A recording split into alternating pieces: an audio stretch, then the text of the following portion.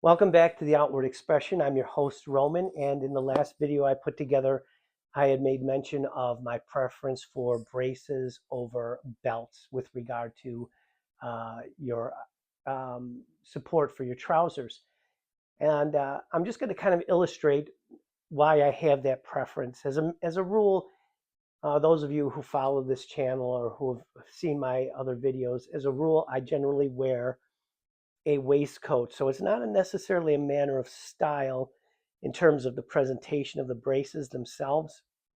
Although if you don't wear the waistcoat, I think it's a rather smart option. It's distinctive, and not a lot of people know how to wear them properly, or maybe use the suspenders that have little clips, which is unsightly, kind of like the braces version of a clip-on tie.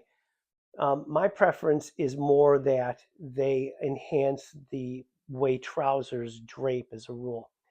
So if you'll notice, I have a belt on with um, that I've had for quite some time. This belt is actually from Italy. It's all leather with a silver buckle. Very nice belt. I'm very fond of it. And when I do wear a belt, I choose something like this.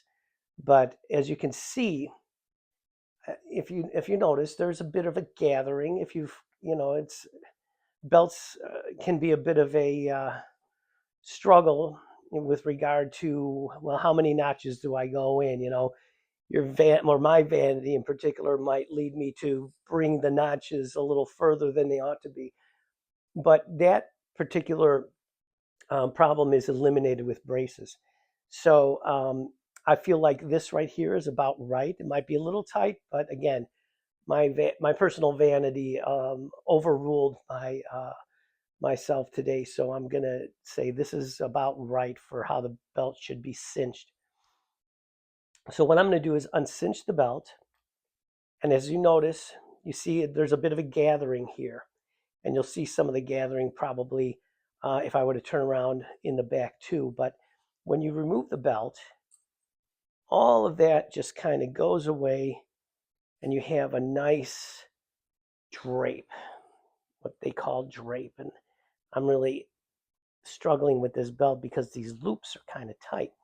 But I think you can already see that the drape is enhanced by removing the belt altogether. Um, this belt can be a bit difficult, but if you'll bear with me, I'll get the situation under control here in a moment. Uh, Maybe not. But all right, what's going on back there? There we go. Probably should have chosen a different belt. But once I get this through these rather tight loops,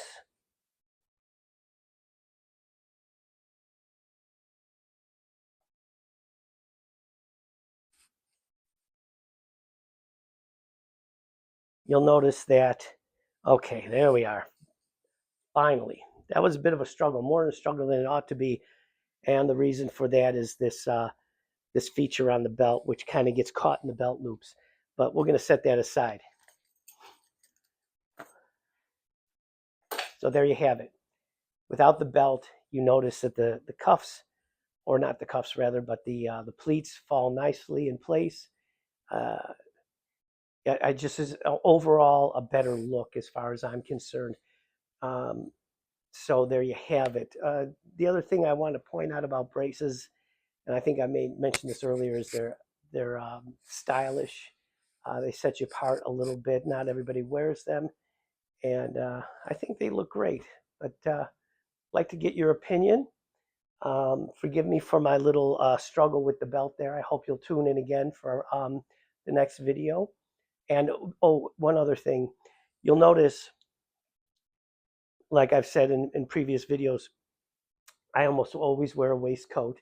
And again, the reason for that is I find that men's dress shirts tend to be a bit wild. They work their way out of the waistband and so forth. And fitted shirts are not for me. I can get away with a little bit of that, but at my age and with my physique, I need a dress shirt that fits properly. So a full dress shirt, but with that, again, for me, it necessitates having a waistcoat that will tame that and have a nice presentation. So, and thank you for watching. I am Roman, your host. This has been the Outward Expression. Choose the Good.